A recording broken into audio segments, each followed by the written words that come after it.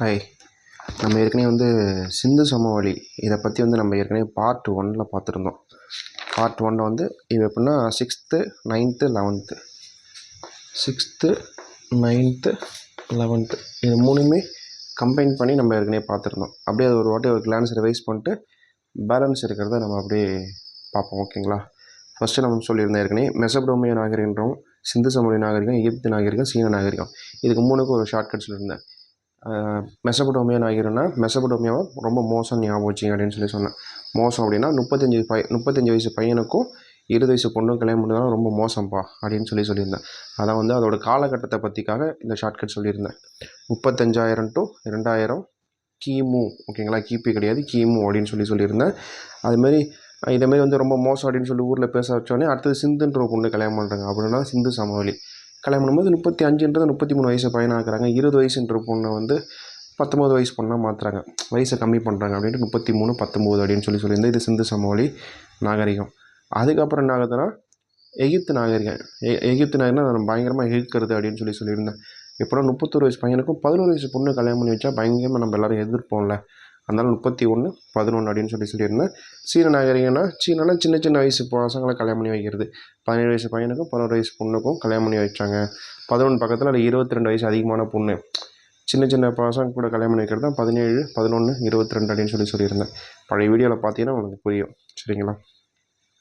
அதுக்கப்புறம் ஹரப்பாவை புதையுண்ட நகரம், சிந்து சமவெளி நாகரிகம் எல்லாமே சொல்லுவாங்கன்னு சொன்னேன். எப்படின்னா சிந்து சமவெளியை ஹரப்பான்னு சொல்லுவாங்க, ஹரப்பாவை புதையுண்ட நகரம்னு சொல்லுவாங்க அப்படின்னு சொல்லியிருந்தேன்.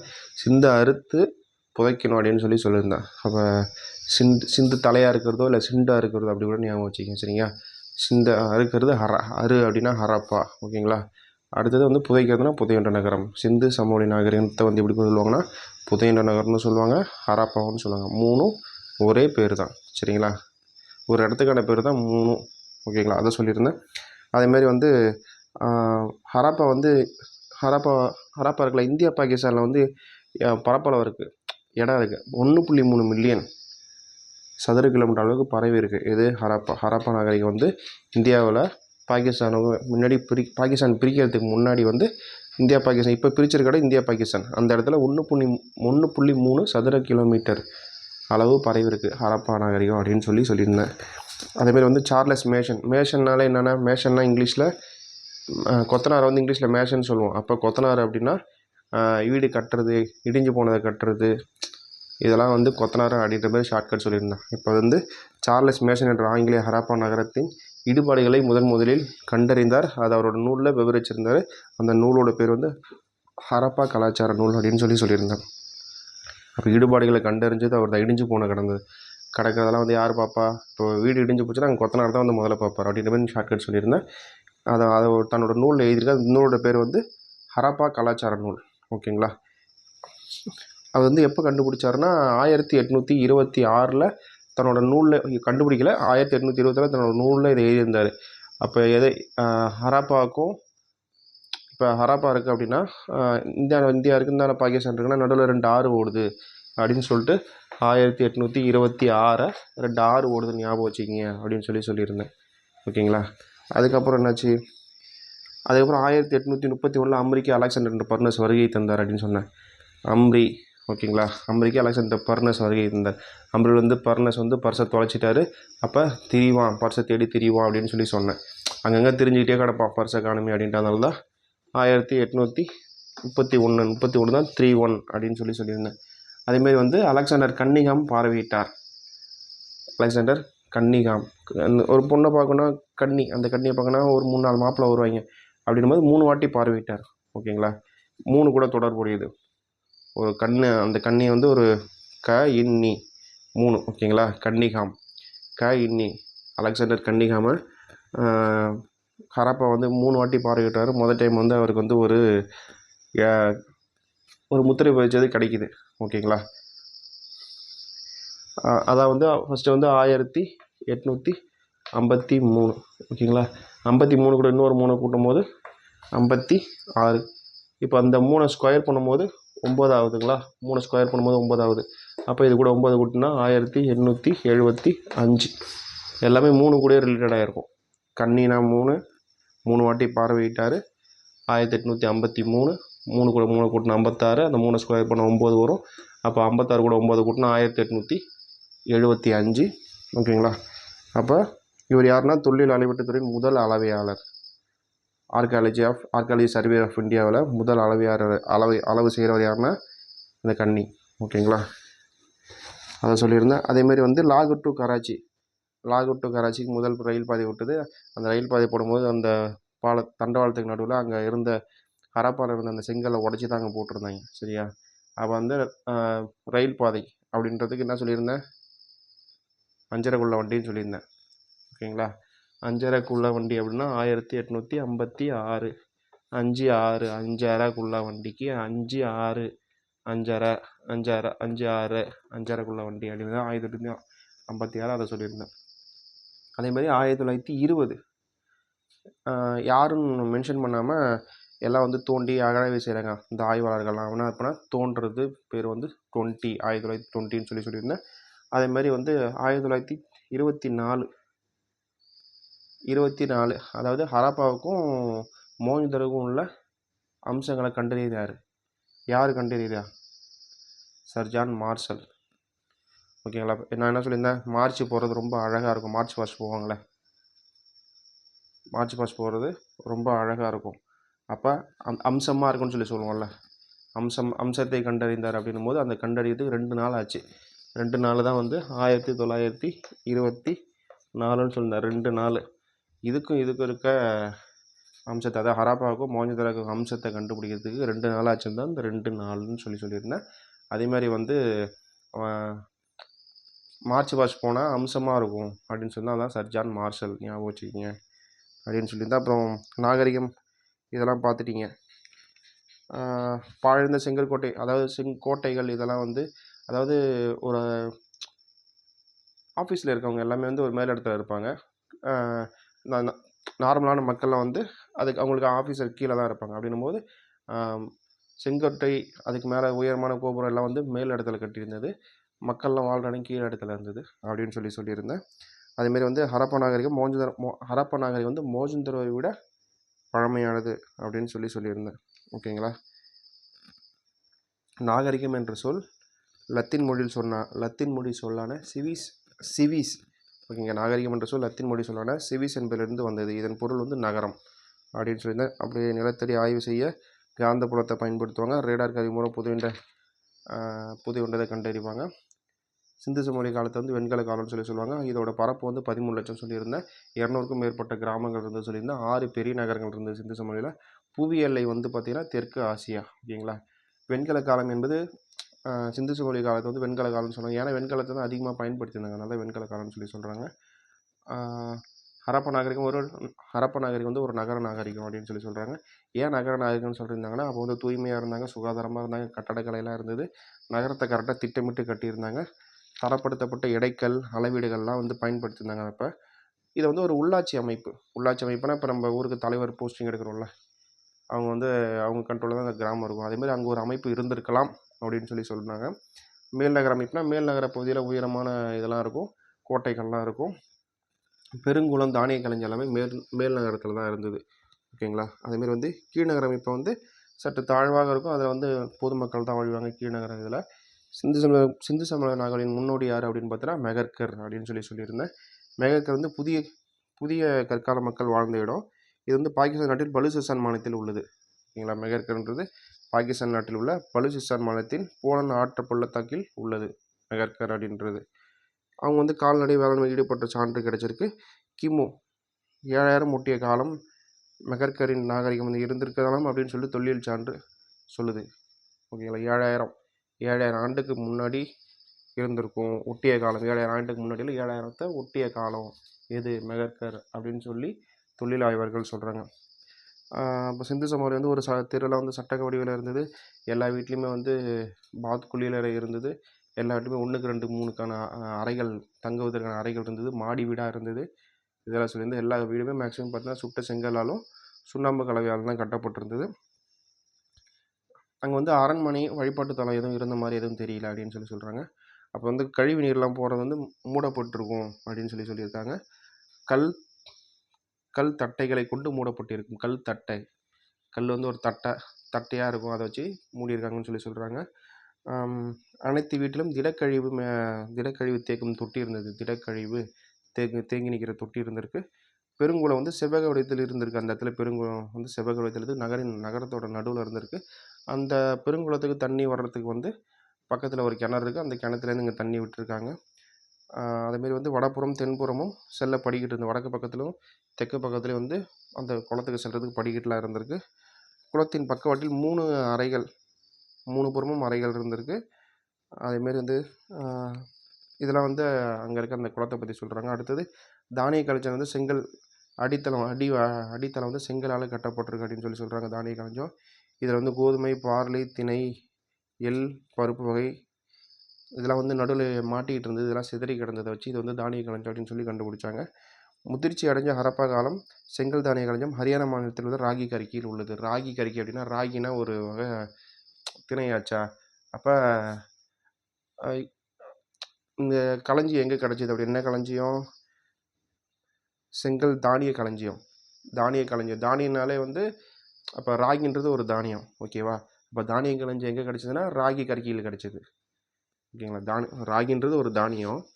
அப்போ அந்த தானிய களஞ்சியம் எங்கே கிடச்சதுன்னா ராகி மாவு ஞாபகம் வச்சு ராகி கரிக்கியில் கிடச்சிது அப்படின்னு சொல்லிடணும், ஓகேங்களா? அது எங்கே இருக்குன்னா ஹரியானா மாநிலத்தில் இருக்குது, ஓகேங்களா? மோகஞ்சந்தரோவில் வந்து பார்த்திங்கன்னா நடுவில் ஒரு சின்ன கண்டென்ட் வந்து சொன்னேன். மோகஞ்சந்தரோவில் வந்து மிகப்பெரிய பொது கட்டடம் இருந்தது. அதில் வந்து 20 தூண் இருந்தது, 4 வரிசை இருந்தது அப்படின்னு சொன்னாங்க. அதுமாரி கனசதுரமான எடைக்கல் கிடச்சி. அந்த எடைக்கல்லுக்கு பேர் செர்ட் அப்படின்னு சொன்னேன். செர்ட் அப்படின்னா ஒரு கல், அது செர்ட்டுன்ற கல். அது அந்த ஒரு கல்லை வச்சு தான் வந்து என்ன பண்ணுவாங்க அந்த டைமில் வந்து ஷேவ் பண்ணுறதுக்கு பிளேட்லாம் அதெல்லாம் ஷார்ப் பண்ணுவாங்க, இதெல்லாம் பண்ணுவாங்க. அந்த செர்ட்டுன்ற கல்லை தான் வந்து எடைக்கல்லாம் பயன்படுத்தியிருந்தாங்க. அப்புறம் தராசில் வர அடியில் வரும்ல 2 பக்கமும், அது வந்து செம்பில் கிடச்சி. அந்த செம்பு தட்டுகள் கிடைத்தது. ஈரடிமான முறையை கண்டுபிடிச்சிருந்தாங்க. 1:2, 2:4, 4:8, 8:16, 1 + 1 2, 2 ஈரடிமான முறையில் வந்து அந்த டைமில் வந்து பயன்படுத்தியிருந்தாங்க அப்படின்னு சொல்லியிருக்காங்க. அது பைனரி, ஈரடிமான முறைனா பைனரின்னு சொல்லுவோம். மெசபடோமியா கூட வந்து கடல் வணிகம் செஞ்சாங்க. எதா அப்படின்னா மெசபடோமியான்னு முன்னாடி சொல்லப்படுற ஈராக்லாம் இருக்குல்ல, அதெல்லாம் முன்னாடி மெசபடோமியான்னு சொல்லுவோம். அங்கே வந்து பார்த்திங்கன்னா இங்கே ஹரப்பாவில் இருக்க அந்த முத்திரைகள் வந்து அங்கேயும் கிடச்சிருக்கு. அப்படின்னும் போது இவங்க வந்து கடல் வணிகம் செஞ்சுருக்காங்க, ஏதோ ஒரு பண்டமாற்று முறை பண்ணியிருக்காங்க அப்படின்னு சொல்லிட்டு அதை வச்சு சொல்கிறாங்க. அதுமாதிரி வந்து கியூனிஃபார்ம் ஆவணம் மெசபடோமியாவில் ஹரப்பா இடையே உள்ள வணிகத்தை குறிக்கிறது. கியூனிஃபார்ம் கல்வெட்டுன்னு ஒரு கல்வெட்டு கிடச்சிது. அந்த கல்வெட்டு வந்து என்ன சொல்லுதுன்னா மெசபடோமியாவுக்கும் ஹரப்பாவுக்கும் இடையே நடந்த வணிகத்தை பற்றி கூறுது. அதில் வந்து மெலுக்கா அப்படின்ற ஒரு குறிப்பு இருந்து, அந்த மெலுக்கான்ற சொல் எதை குறிக்குதுன்னா ஹரப்பாவை தான் குறிக்குது அப்படின்னு சொல்கிறாங்க.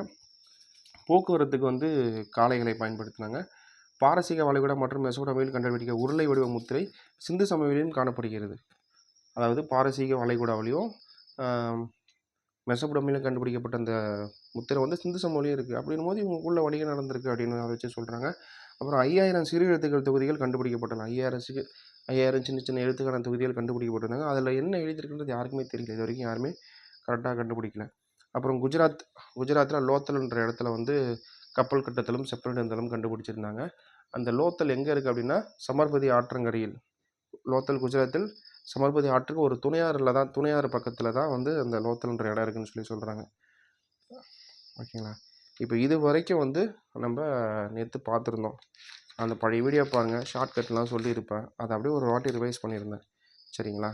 அதில் நான் பொறுமையாக ரொம்ப ஸ்லோவாக சொல்லியிருப்பேன். அது உங்களுக்கு புரியுதா புரியலையா என்னென்னு கமெண்ட் பண்ணிங்கன்னா தான் எனக்கு தெரியும், சரிங்களா? அது பார்த்திங்கன்னா இது வரைக்கும் ரிவைஸ் பண்ணிருக்கோம். பழைய வீடியோ கூட செக் பண்ணிக்கோங்க. மோகஞ்சந்தரோ தலைவர், இப்போ என்னென்னா மோகஞ்சந்தரோவில் ஒரு தலைவர் இருந்தாங்க அப்படின்னு சொல்கிறாங்க. இது வரைக்கும் நம்ம ஹரப்பா பற்றி பார்த்தோம். நடுவில் மட்டும் மோகஞ்சந்தரோ வரும், ஓகேங்களா? இப்போ மோகஞ்சந்தரோ இது ஒரு பாக்ஸ் கண்டென்ட் வச்சுக்கோங்க. மோகஞ்சந்தரோ தலைவர் அப்படின்னு சொல்கிறாங்க. அந்த தலைவருக்கு பேர் மதகுருன்னு சொல்கிறாங்க, அரசன்னு சொல்கிறாங்க, ஓகேங்களா? மதகுருன்னு சொல்லுவாங்க, தலைவர்னு சொல்லுவாங்க, அரசன் அப்படின்னு சொல்லுவாங்க, ஓகேங்களா? அந்த அமர்ந்த நிலையில் ஒரு ஆண் சிலை கிடச்சிது. அந்த ஆண் சிலையை தான் வந்து மோகஞ்சந்தரோட தலைவர் இல்லை மதகுரு இல்லை அரசன் அப்படின்னு சொல்கிறாங்க. அந்த அந்த ஆண் சிலை வந்து எந்த கல்லால் செய்யப்பட்டது அப்படின்னா மாக்கல்னு ஒரு சொல்லுவாங்க, இல்லைனா ஸ்ட்ரீடைட் கல் அப்படின்னு சொல்லுவாங்க. மாக்கல்ன்றது ஒரு 6th புக்கில் இருக்கும், ஸ்ட்ரீடைட்ன்றது 11th புக்கில் வந்துருக்கும், ஓகேங்களா? அது வந்து எதால் செய்யப்பட்டதுன்னா மாக்கல் இல்லைனா ஸ்ட்ரீடைட் அப்படின்ற கல்லால் வந்து அந்த மதகுரு சிலையை செஞ்சுருக்காங்க. சரிங்களா? அதுமாதிரி நெற்றியில் வந்து தலைப்பட்டை, நெற்றியில் தலைப்பட்டைனா இப்படி ஒரு இது வச்சு நெற்றி தலைப்பட்டை ஒன்று கட்டிருக்கு. அதுமாதிரி வந்து வலது கை சிறிய அணிகலன் காணப்படும். வலது கையில் இந்த இடத்துல வந்து ஒரு சின்ன அணிகலன் இப்படி இருக்க மாதிரி இருக்கும். அந்த புக்கில் பார்த்தீங்கன்னா அந்த பொம்மையில் தெரியும் உங்களுக்கு. அதுமாரி அதோட தலைமுடியும் தாடி வந்து இப்போ நம்ம பண்ணுறோம்ல, கரெக்டாக ஹேர் கட் பண்ணிக்கிட்டு நம்ம எப்படி தாடியெல்லாம் ஷேவ் பண்ணிக்கிறோம், அதே மாதிரி அந்த காலத்துலேயும் வந்து அப்போ ஷேவ் பண்ணி அந்த பொம்மை இருக்குது அப்படின்னு சொல்கிறாங்க. காதுகளின் கீழ் காணப்படும் துளைகள் தலையில் அணியப்படும் அணிகலனை இணைப்பதற்காக இருக்கும் அப்படின்னு. காதில் வந்து துளை இருக்குது.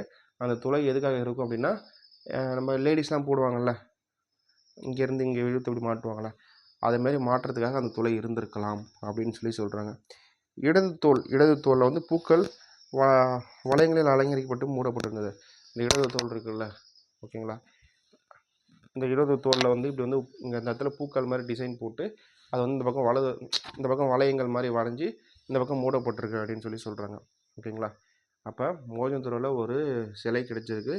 அந்த சிலை வந்து எந்த கல்லால் செஞ்சுருந்தாங்க அப்படின்னா ஸ்ட்ரீடைட் அப்படின்னா மாக்கல். ஓகேவா? மாங்காவை கல்லால் அடிப்போம்ல, அந்த ஸ்ட்ரீட்லேருந்து இப்போ நம்ம போயிட்டே இருக்கோம், ஒரு ஸ்ட்ரீட்டில் நடந்து போயிட்டுருக்கோம், அங்கே ஏதோ மாங்காய் இருந்தால் கல்லால் அடிப்போம் அப்படின்றத ஞாபகம் வச்சுக்கோங்க. அந்த சிலை எதால் செஞ்சுருந்தாங்கன்னா ஸ்ட்ரீடைட்.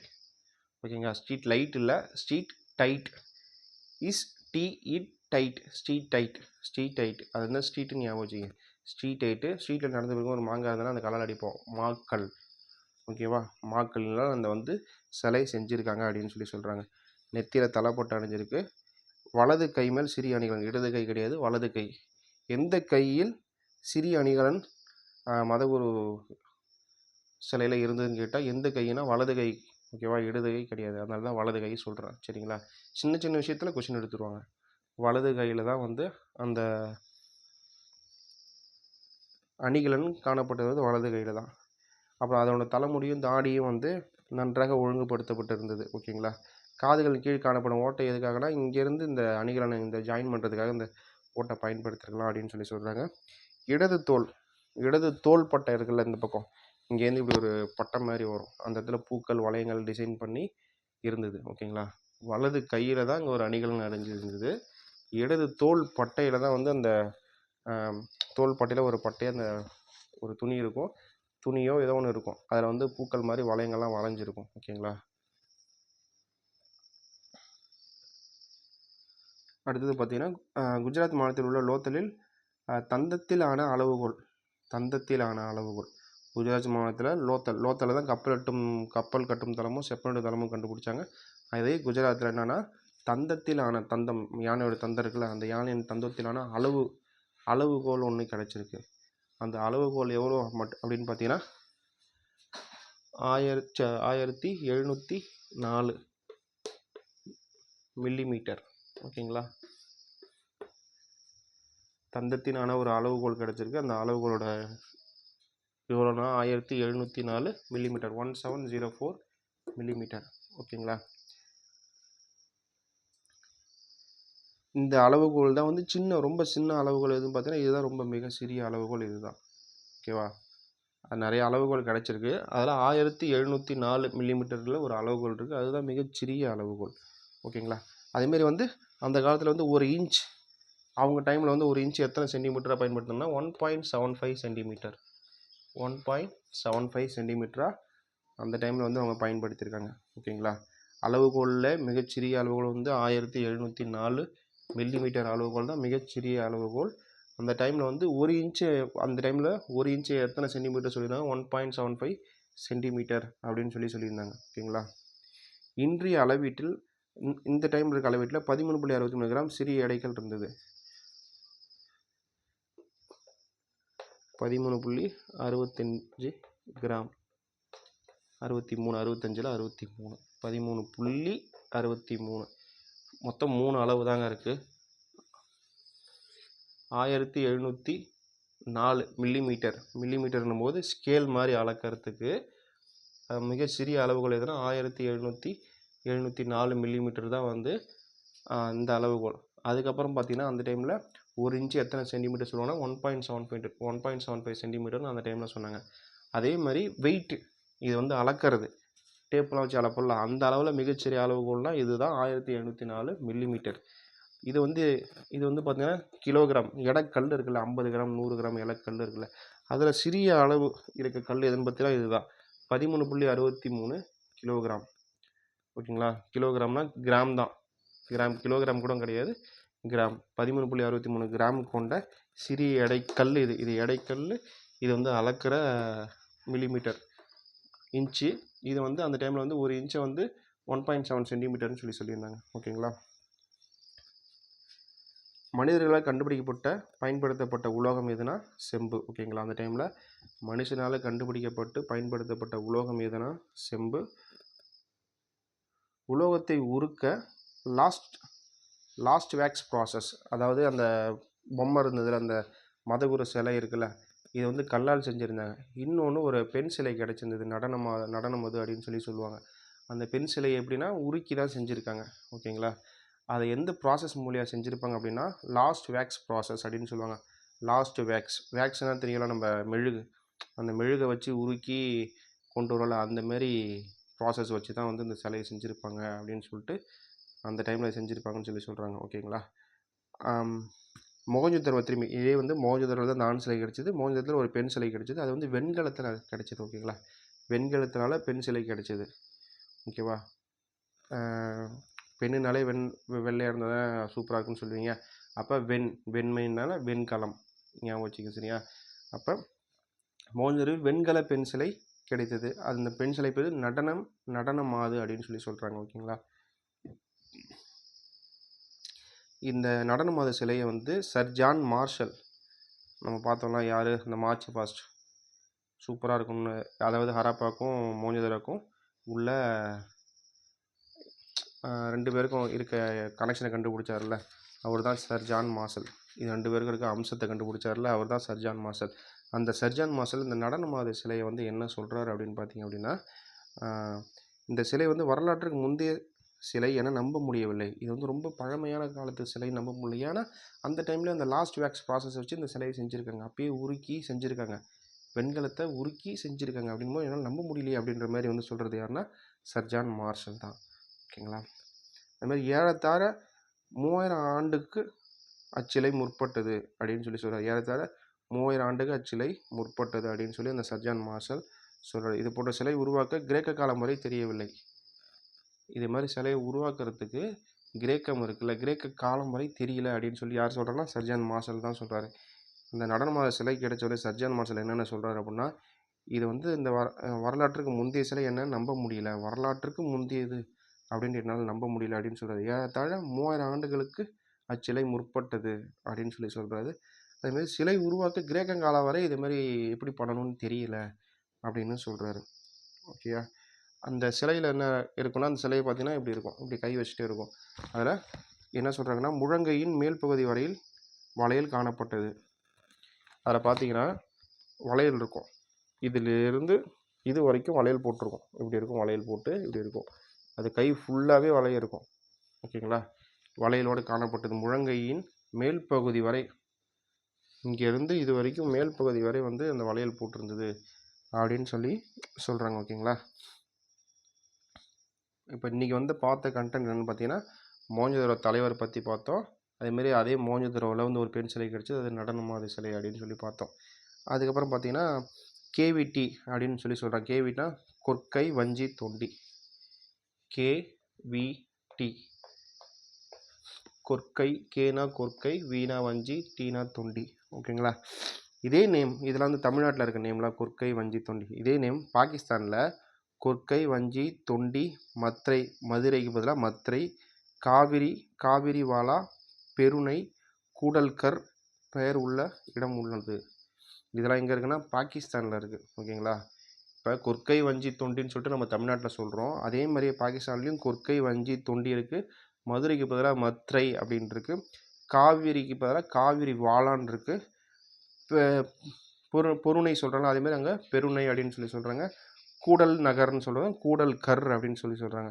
இந்த பேர்லாம் எங்கே இருக்குன்னா பாகிஸ்தானில் இருக்குது. ஓகேங்களா, அதே மாதிரியே ஆப்கானிஸ்தானிலும் பூம்புகார் போன்ற சங்க நகர துறைமுகம் மற்றும் காவிரிக்கு பதிலாக காவ்ரி பொருன்ஸ் பெயர் உள்ள இடம் உள்ளது. கவ்ரி பொருன்ஸ் இது வந்து எங்கன்னா ஆப்கானிஸ்தானில் காவேரிக்கு பதிலாக கவ்ரி அப்படின்னு இருக்கு, பொருணை அப்படின்னு சொல்லுவோம், அதுக்கு பதிலாக பொருன்ஸ் அப்படின்னு இருக்கு. ஓகேங்களா, இது எங்கன்னா ஆப்கானிஸ்தானில் கவ்ரி பொருன்ஸ் மட்டும் ஆப்கானிஸ்தான், மிச்சம் எல்லாமே பாகிஸ்தான். ஓகேங்களா, கவ்ரி பொருன்ஸ் மட்டும் ஆப்கானிஸ்தான், கொர்க்கை, வஞ்சி, துண்டி, மத்ரை, காவிரி, வாலா, பூர்ணை, கூடல்கர் இதெல்லாமே வந்து பாகிஸ்தான். ஓகேங்களா, சிந்து சமவெளி மக்கள் வந்து என்னென்ன அறிஞ்சிருந்தாங்க, என்னென்ன யூஸ் பண்ணாங்க அப்படின்னா, அவங்க வந்து பருத்தி ஆடையை பற்றி அறிஞ்சிருந்தாங்க, கம்பளி ஆடையை பற்றி அறிஞ்சிருந்தாங்க, பட்டை பற்றி அறிஞ்சிருந்தாங்க. ஓகேங்களா, பருத்தி ஆடை, கம்பளி ஆடை, பட்டு இதை பற்றியெல்லாம் வந்து சிந்து சமவெளி மக்கள் அறிஞ்சிருந்தாங்க. ஓகேங்களா, நூலை சுற்றி வைக்கிறதுக்கு வந்து சுழல் அச்சு மூலம், சுழல் அச்சு, இப்போ நூல்லாம் வந்து நம்ம சுற்றி வைக்கிறோம்ல ஒரு இதில், அதேமாதிரி அவங்க ஒரு சுழல் அச்சு வச்சுருந்தாங்க, அது பேர் சுழல் அச்சு, அதில் இந்த நூலை சுற்றி வச்சுருந்தாங்க.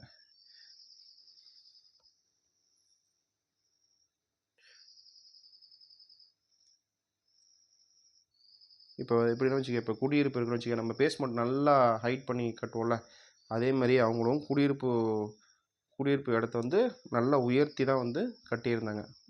தரையோட தரையாக கட்டலை, குடியிருப்பு தளத்தை வந்து நல்லா உயர்த்தி தான் கட்டியிருந்தாங்க. படை, இப்போ போர் படை இதுமாரி இருக்குல்ல, அதுமாரி ஆதாரம்லாம் வந்து அங்கே இல்லை, அமைதியாக அவங்க வாழ்ந்தாங்க அப்படின்னு சொல்கிறாங்க. அதுமாதிரி சில ஆயுதங்கள் மட்டும்தான் அங்கே கிடச்சிது. ஓகேங்களா, ஆனால் ஆண் பெண் 2 பேருமே வந்து ஆபரணங்கள் அணிஞ்சிருந்தாங்க. ஓகேங்களா, ஆம்பளையும் ஆபரணம் அணிஞ்சிருந்தாங்க, லேடிஸும் ஆபரணம் அணிஞ்சிருந்தாங்க. அந்த இடத்துல வந்து இந்த போர் நடந்ததுக்கான அறிகுறி, இதேமாரி போரெல்லாம் அவங்க யூஸ் பண்ணல, அவங்க வந்து அமைதியாக வாழ்ந்தாங்க அப்படின்னு சொல்கிறாங்க. சில ஆயுதங்கள் அவங்களுக்கு கிடச்சிருக்கு. அந்த ஆயுதம் நம்ம வீட்டில் கண்டிப்பாக யூஸ் பண்ணுவோம்ல, வீட்டு யூசேஜுக்கு தேவைப்படலாம், அதேமாதிரி ஆயுதம் தான் கிடச்சிருக்கு. ஓகேங்களா, தங்கம், வெள்ளி, தந்தம், சங்கு, செம்பு, சுடுமண் மற்றும் விலையுயர்ந்த கற்களாலான அணிகலன்கள் செய்யப்பட்டன. அந்த அணிகலன்கள்லாம் கிடச்சிருக்கு. ஓகேங்களா, தந்தத்தில், வெள்ளியில், தங்கத்தில், அப்புறம் சுடப்பட்ட சுடுமண்ணால், அதுமாரி வந்து சங்கு, செம்பு, எக்ஸ்ட்ரா வந்து சங்கு, செம்பு இதனாலலாம் அணிகலன் செஞ்சுருக்காங்க. ஓகேங்களா,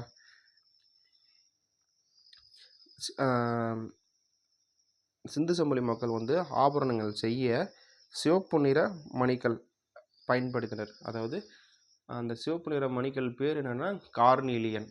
ஓகேங்களா, அந்த சிவப்பு நிற மணிக்கல்லுக்கு பேர் என்னென்னா கார்னீலியன். சிந்து சமவெளி மக்கள் வந்து ஆபரணம் செய்ய வந்து என்ன கல் யூஸ் பண்ணாங்க அப்படின்னா சிவப்பு நிற கல்.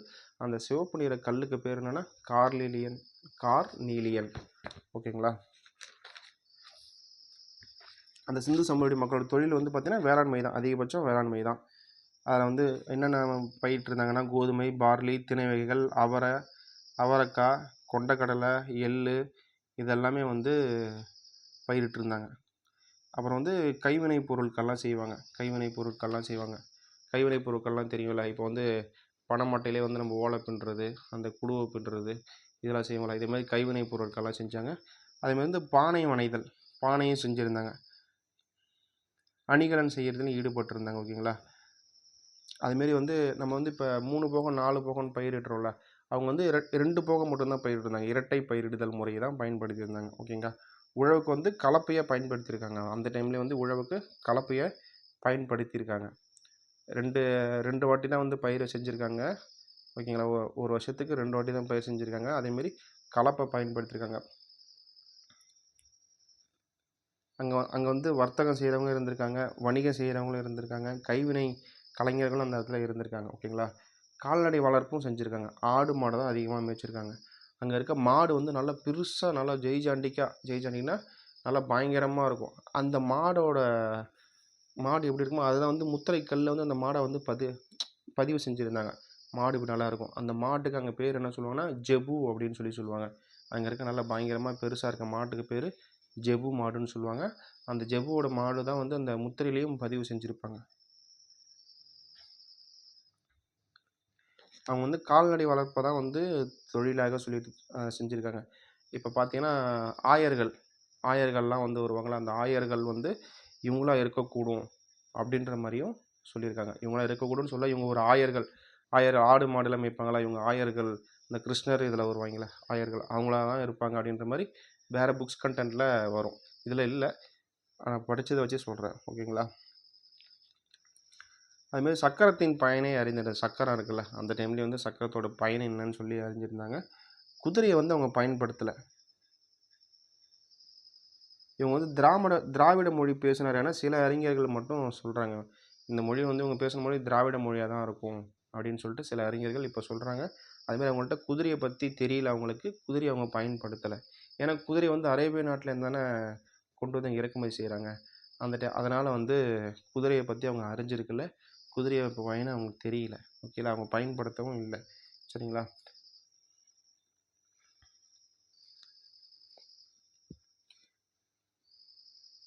இந்திய பண்பாடுகளை நம்ம இப்போ பண்பாடு கலாச்சாரம்னு சொல்கிறோம்ல, இந்த பண்பாடு உருவாகிறதுக்கு அடித்தளம் எதுனா சிந்து சமவெளி தான். ஓகேங்களா. இப்போ இந்த வீடு கட்டுறதுக்கான அடித்தளம் யாருப்பா போட்டா அப்படின்னா, இப்போ என்ன சொல்கிறோம் அப்படின்ற மாதிரி இந்த இந்தியாவோட பண்பாடு அதுக்கான அடித்தளம் யார் போட்டான்னா சிந்து சமவெளி நாகரிகம் தான், சிந்து சமவெளி மக்கள் தான் அப்படின்னு சொல்கிறாங்க. ஓகேங்களா. அதுமாரி இந்த மட்பாண்டெல்லாம் இப்போ செய்கிறாங்களா, ஒரு சக்கரத்தில் சுற்றி விட்டு செய்வாங்கள்ல, அதேமாதிரி அந்த காலத்துலேயும் அந்த மட்பாண்டத்தை செய்கிறதுக்கு அந்த சக்கரத்தை யூஸ் பண்ணியிருக்காங்க.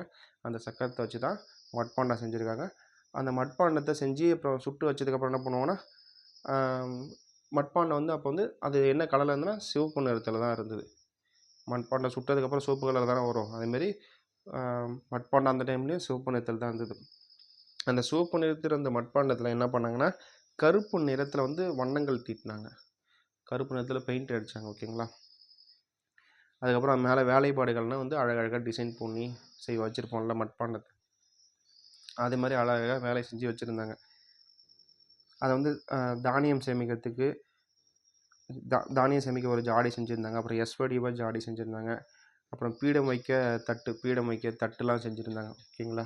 அந்த மேலே கருப்பு கலர் நிறத்தில் பெயிண்ட் பண்ணிவிட்டு மேலே டிசைன் வரைஞ்சிருந்தாங்களா, அது அதிகமாக டிசைன் என்ன வரைஞ்சிருந்தாங்க அப்படின்னா, மீனோட செதில் இருக்குல்ல, இப்போ மீன் இருக்குன்னா, இப்போ பாருங்கள், இப்போ மீன் இருக்குன்னா இதை மாதிரி இருக்கும் பாருங்கள், மீனோட செதில் இதை மாதிரி வரைஞ்சிருந்தாங்க. அதேமாரி வந்து செடி கொடிகள்லாம் இப்போ கொடிகள் இப்படி போகும்ல, இதேமாரி கொடிகள் அதேமாரி டிசைன் வரைஞ்சிருந்தாங்க. அதேமாதிரி குறுக்கு நறுக்க இப்படி கோடாக போட்டிருந்தாங்க. இப்படி குறுக்க நெருக்க இப்படி கோடாலாம் போட்டு வரைஞ்சிருந்தாங்க. அதில் என்னென்ன இருந்ததுன்னா, அரச மர இலையை வரைஞ்சிருந்தாங்க, செடி கொடியை வரைஞ்சிருந்தாங்க, மீன் செதிலை வரைஞ்சிருந்தாங்க, ஒன்றையொன்றும் வெட்டும் வட்டம் போட்டிருந்தாங்க. ஒன்றையொன்றும் வெட்டும் வட்டம்னா இப்படி போடுவோம்ல, ஒன்றையொன்றும் வெட்டும் வட்டம் போட்டிருந்தாங்க. அதேமாரி குறுக்க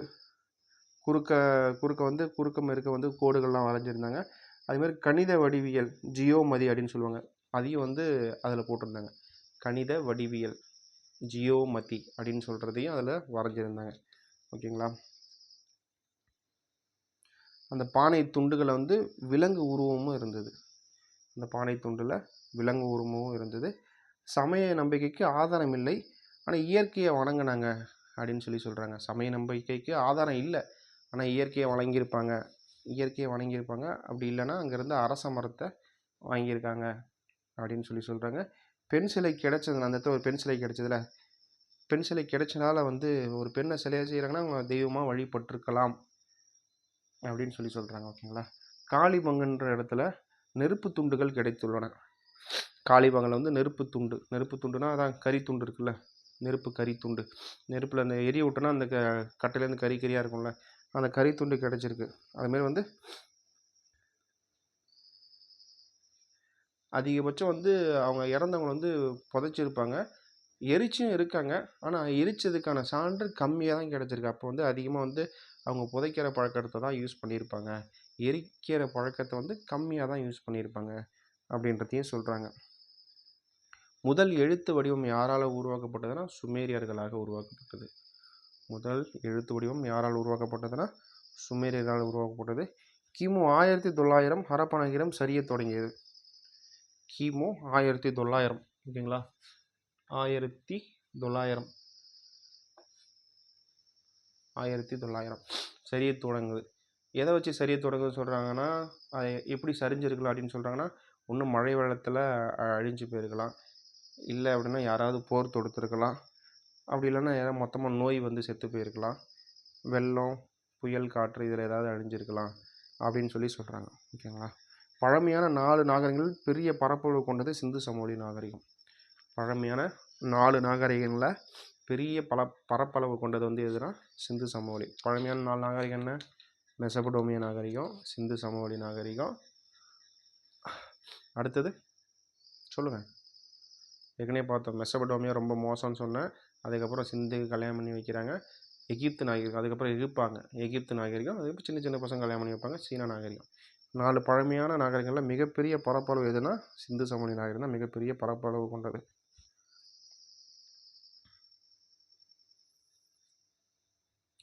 அதேமாதிரி வந்து ஒரு பொருளோட வயசை இது பாக்ஸ் கண்டென்ட். இது ஒரு பொருளோட வயது இருக்குதுன்னு வச்சுக்கோங்க. இப்போது பொருள் இருக்குது, ஒரு 80 வருஷத்துக்கு முன்னாடி வந்து ஒரு பொருள் வச்சுட்டு போயிடுறாங்க.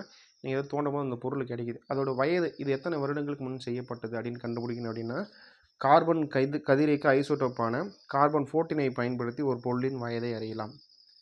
கார்பனின் கதிரியக்க ஐசோடோப்பான கார்பன் 14ஐ பயன்படுத்தி, ஓகேங்களா, கார்பன் 14ஐ பயன்படுத்தி ஒரு பொருளோட வயசு என்ன அப்படின்னு தெரிஞ்சுக்கலாம்னு சொல்கிறாங்க. இது கார்பன் முறை அல்லது கார்பன் 14 முறை இல்லைனா C14 முறை அப்படின்னு சொல்லுவாங்க. மொத்தம் 3 பேர். இப்போ ஒரு பொருளோட வயசை அறிஞ்சிக்கணும் அப்படின்னா கார்பன் முறை வச்சு அறிஞ்சிக்கலாம்னு சொல்கிறாங்க. அந்த கார்பன் முறைக்கு இன்னொரு பேர் கார்பன் 14 முறைன்னு சொல்கிறாங்க. இந்த கார்பன் 14 முறைக்கு இன்னொரு பேர் C14, கார்பனுக்கு C வருதுல்ல, C14 முறை அப்படின்னு சொல்கிறாங்க. ஓகேங்களா. ஹராப்பா நாகரிகன்றது வந்து ஒரு நகர நாகரிகம். ஓகேங்களா. ஏன்னா அந்த டைம்லேயே வீடுலாம் இருந்தது, செங்கல்லாம் இருந்தது, எல்லாமே நகரத்தில் எப்படி இருக்கும் அதே மாதிரி வந்து மாடி வீடு எல்லாமே இருந்தது. அதனால் ஹரப்பா நாகரிகம் ஒரு நகர நாகரிகம். மோஹஞ்சதாரோவில் கண்டுபிடிக்கப்பட்ட பெருங்குளம் உலகின் முதலில் கட்டப்பட்ட பொதுக்குளம் ஆகும். உலகின் முதல்ல கட்டப்பட்ட பொதுக்குளம் அப்படின்னு பார்த்தீங்கன்னா மோஹஞ்சதாரோவில் கண்டுபிடிக்கப்பட்ட அந்த பெருங்குளம் தான் வந்து முதலில் கண்டுபிடிக்கப்பட்ட பெருங்குளம், கட்டப்பட்ட பெருங்குளம்.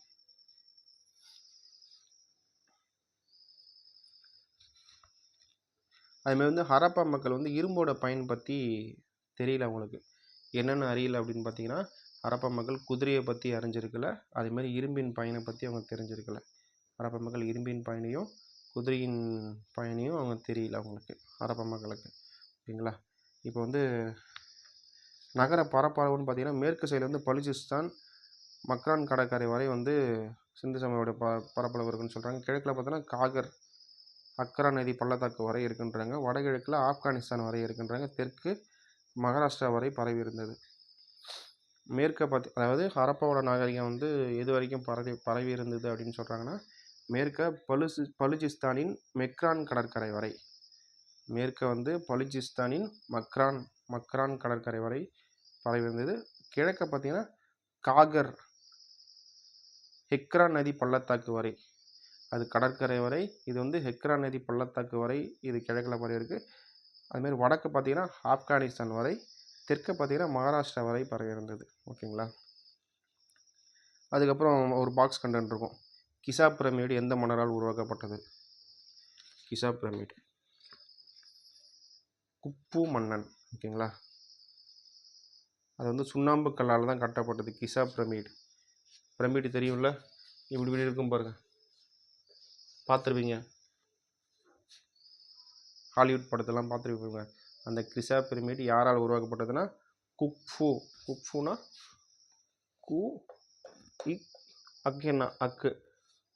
குக்ஃபு.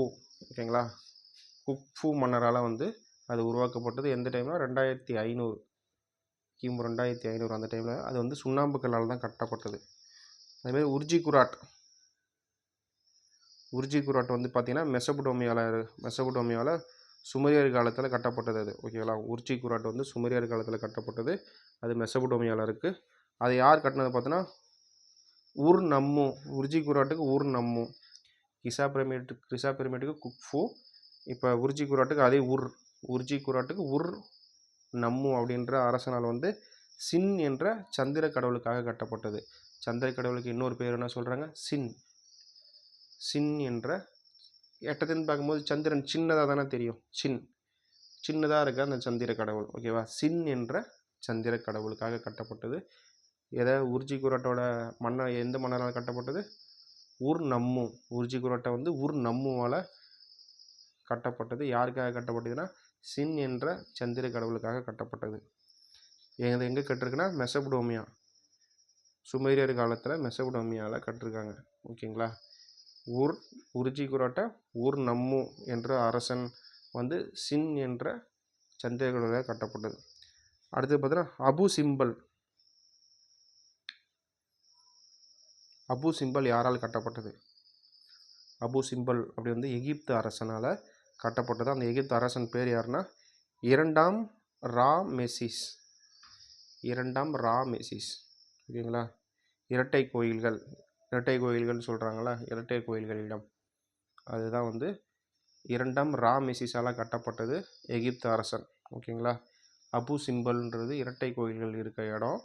அது வந்து யாரால் கட்டப்பட்டது அப்படின்னா எகிப்து அரசனால். எகிப்து அரசனோட பேர் வந்து இரண்டாம் ராமெசிஸ். ஓகேங்களா? இறந்தவர்களின் மேடு என்று எதை சொல்கிறோம்? இறந்தவர்களின் மேடு அப்படின்னா மொஹஞ்சதாரோவை தான் சொல்கிறோம். இறந்தவர்களின் மேடு மொஹஞ்சதாரோ. ஓகேங்களா? புதையுண்ட நகரம்னா ஹரப்பா. அதுக்கு தான் ஷார்ட்கட் சொல்லியிருந்தேன். சிந்துவை அறுத்து புதைச்சிடணும்னு சொல்லியிருந்தேன். சிந்து சமவெளி நாகரிகம் அறுக்கிறது பேர் தான் ஹரப்பா, புதையுண்ட நகரம். இது மூணுமே வந்து ஒரே பேர் அப்படிங்கும்போது அதை சொல்லியிருந்தேன். இது வந்து இறந்தவர்களின் மேடு அப்படின்னு எதை சொல்கிறோம் அப்படின்னா மொஹஞ்சதாரோவை தான் வந்து இறந்தவர்களின் மேடுன்னு சொல்லி சொல்கிறோம்.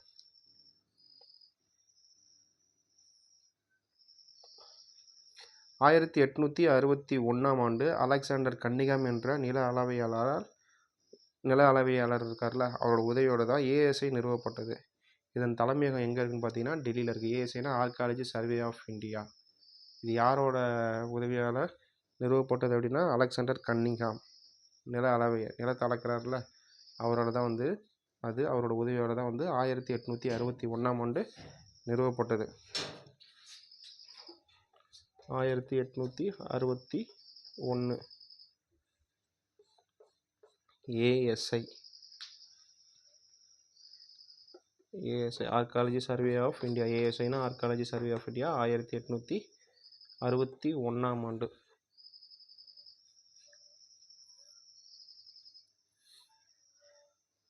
இதோட தலைமையில் எங்கே இருக்குன்னா டெல்லியில் இருக்குது.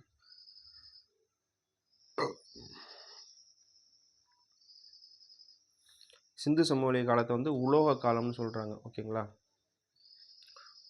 உலோகம் வெண்கலமும் ஒரு உலோகம் தான். ஓகேங்களா?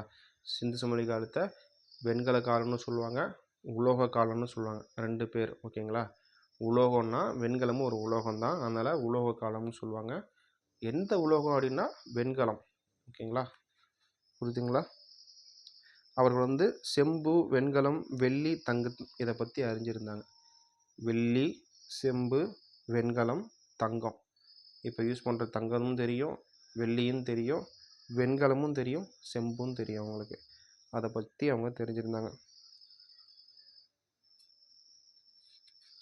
பெரும்பாலான நாகரிகங்கள் வந்து ஆற்று ஓரத்தில் வந்து தோன்றதுனால தான் வந்து அதை வந்து என்ன சொல்கிறோம், நாகரிக தொட்டில் அப்படின்னு சொல்லி சொல்கிறோம். பெரும்பாலான நாகரிகம் வந்து ஆற்று ஓரத்தில் தான் தோன்றுச்சு. அதனால் வந்து அதை என்ன சொல்கிறோம் அப்படின்னா நாகரிக தொட்டில் அப்படின்னு சொல்லி சொல்கிறோம். ஏன் ஆற்று ஓரத்தில் தோன்றுது அப்படின்னா அங்கே தான் தண்ணி இருக்கும், குடிக்க முடியும், துணி துவைக்கணும், போகணும் வரணும் அப்படின்னா. இப்போ இருக்க மாதிரி போர்லாம் கிடையாது அந்த டைமில்.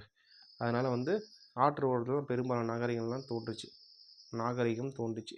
அதனால் அது வந்து நாகரிக தொட்டில்னு எதை சொல்கிறோம் அப்படின்னா இதை பெரும்பாலான நாகரிகங்கள் ஆற்று ஓரத்தில் தோன்றினாலும் அதை நாகரிக தொட்டில் அப்படின்னு சொல்லி சொல்கிறோம். ஓகேங்களா?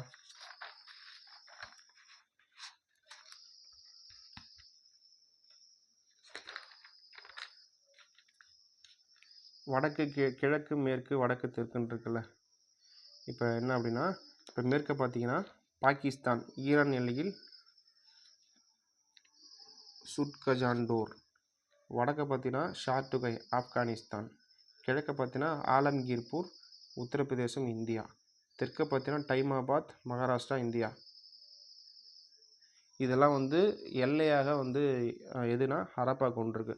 ஹரப்பாவோட எல்லை எங்கெங்கே இருக்குது அப்படின்னு பார்த்தீங்கன்னா மேற்க வந்து பாகிஸ்தான் ஈரான் எல்லையில் உள்ள சுட்காஜெண்டோர். ஓகேவா? பாகிஸ்தானுக்கும் ஈரான் எல்லையில் இருக்க சுட்காஜெண்டோர் அப்படின்ற வரைக்கும் இந்த ஹரப்பாவோட எல்லை இருந்தது. அதேமாதிரி வடக்க பார்த்தீங்கன்னா ஷார்டுகை ஆப்கானிஸ்தானில் இருக்க ஷார்டுகை வரைக்கும் வடக்க இருந்தது. கிழக்க பார்த்தீங்கன்னா ஆலம்கீர்பூர், அது எங்கே இருக்குன்னா உத்தரப்பிரதேசத்தில் இருக்குது, இந்தியாவில் தான் இருக்குது. அது கிழக்க ஆலம்கீர்பூர் உத்தரப்பிரதேசம் வரை ஹரப்பாவுடைய எல்லை இருந்தது. அதுமாரி தெற்க பார்த்திங்கன்னா டைமாபாத், அது எங்கே இருக்குன்னா மகாராஷ்டிரா. மகாராஷ்டிரா வரைக்கும் அந்த ஹரப்பாவோட எல்லை இருந்தது. ஓகேங்களா. 2 வந்து இந்தியாவில், ஆலம்கீர்பூரும் டைமாபாத் வந்து இந்தியாவில் இருக்குது. 2 வந்து பார்த்திங்கன்னா ஒன்று ஆப்கானிஸ்தான்லேயும் ஒன்று பாகிஸ்தான் ஈராக்கு எல்லைக்கு நடுவில் இருக்குது. ஓகேங்களா.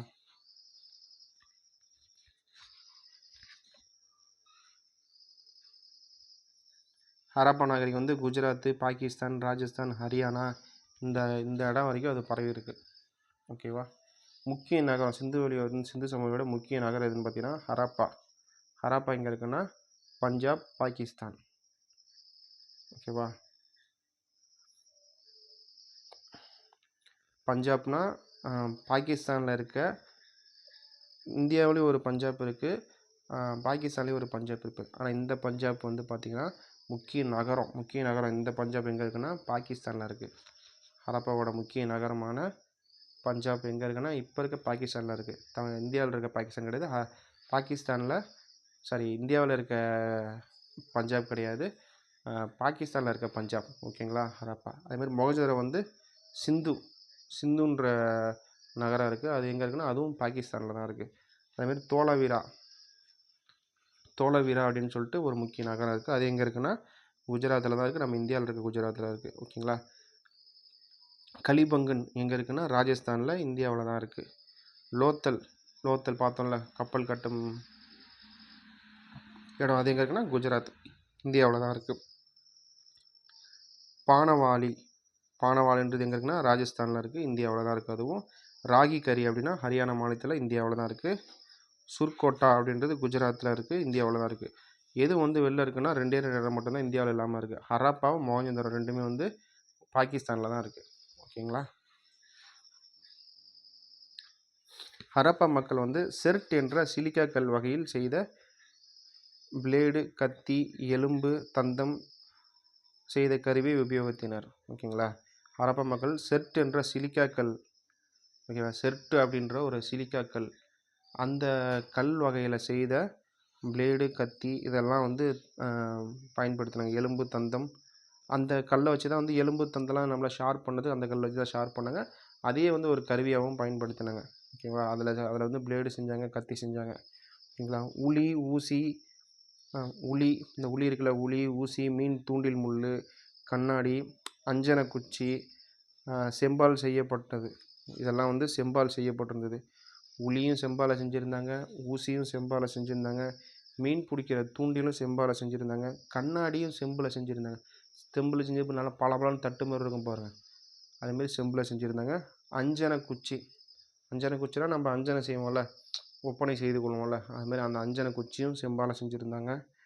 அம்பு, ஈட்டி, உளி, கோடாரி கருவி அதுவும் வந்து செம்பாலாம் செஞ்சுருந்தாங்க. இதெல்லாம் பயன்படுத்தியிருந்தாங்க. ஓகேங்களா. அம்பும் வச்சுருந்தாங்க, ஈட்டி வச்சுருந்தாங்க, உளி வச்சுருந்தாங்க, கோடாரி வச்சுருந்தாங்க. இதெல்லாம் வந்து செம்பால் செஞ்சு வச்சுருந்தாங்க. ரோரி செட் என்பது பாகிஸ்தானில் உள்ள ரோரி என்ற பகுதியில் பெறப்பட்டது. ரோரி செட், அந்த செட் கல் இருக்குல்ல, செட் என்ற சிலிக்கா வகை கல் இருக்குல்ல, அந்த கல்லுக்கு ஃபுல் பேர் என்னென்னா ரோரி செட். ஏன் ரோரி செட் அப்படின்னா ரோரி அப்படின்ற இடத்துல அது கிடச்சுன்னா அது பேர் வந்து ரோரி செட். அந்த ரோரி எங்கே இருக்குன்னா பாகிஸ்தானில் இருக்குது. அந்த ரோரின்ற இடம் வந்து பாகிஸ்தானில் இருக்குது. அதனால் ரோரி செட் அப்படின்னு சொல்கிறோம். ஓகேங்களா. சிந்துவெளி நாகரிகத்தின் 1க்கு அதிகமான குழுக்கள் இருந்தன. சிந்துவெளி நாகரிகத்தில் 1க்கு அதிகமான குழுக்கள் இருந்தாங்க. எப்படின்னா வச்சிங்களேன், இப்போ எப்படின்னா குழுவாக தங்கியிருந்தாங்க. இப்போ ஒரே ஒரு குழு, சிந்து சமவெளி மக்கள்லாம் ஒரே ஒரு குழு தான். குழுனா எப்படி சொல்கிறதுனா ஒரு 10 பேர் அந்த ஊரில் இருக்கவங்க மட்டும்தான் அப்படின்லாம் இல்லை. நிறையா ஊர் இருந்தது. அதில் 200 பேர்பட்ட ஊர் இருக்குல்ல, அப்போ நிறையா குழுக்கள் இருந்திருக்குல்ல, அப்போ 1க்கும் மேற்பட்ட குழுக்கள் இருந்தது அப்படின்னு சொல்கிறாங்க. ஓகேங்களா. தொடக்க ஹரப்பாவோட காலம் என்ன சொல்கிறாங்கன்னா 3000, கிமு 3000 டு கிபி 2000 வரைக்கும் சொல்கிறாங்க. முதிர்ந்த ஹரப்பான்றது கிமு 2000 டு கிமு 1900 வரைக்கும் சொல்கிறாங்க. பிந்தைய ஹரப்பான்றது 1900 கிமு டு 1700 வரை அப்படின்னு சொல்கிறாங்க. எழுத்து வந்து வலப்பக்கம் டு இடப்பக்கம் எழுதப்பட்டுள்ளது.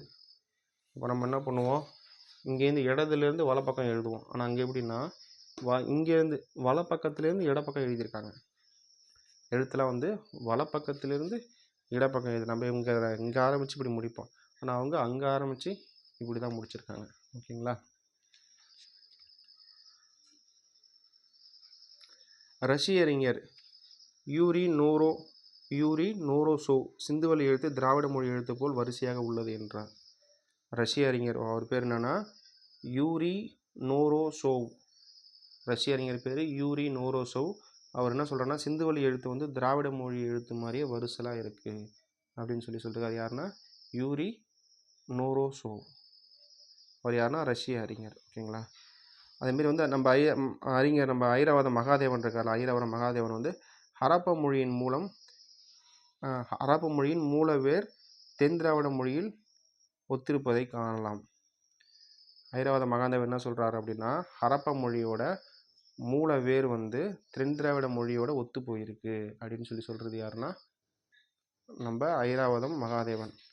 ஹரப்பா மொழியின் மூலவேர் தென் திராவிடன் ஒத்து போனது என்று கூறியவர் யாருன்னு பார்த்தீங்கன்னா ஐராவத மகாதேவன்.